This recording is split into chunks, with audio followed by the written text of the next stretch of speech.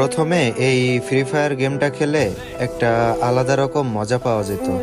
সন্ধ্যা 6টা বাজে গেমটা খেলা স্টার্ট করতাম, আর যত সময় ফোনে চার্জ থাকতো তত সময় এই গেমটা খেলতাম। তারপরেও মন ভরতো না, ফোনটা আবার চার্জ ফুল করে আবার রাত 1টা 2টা পর্যন্ত এই গেমটা খেলতাম।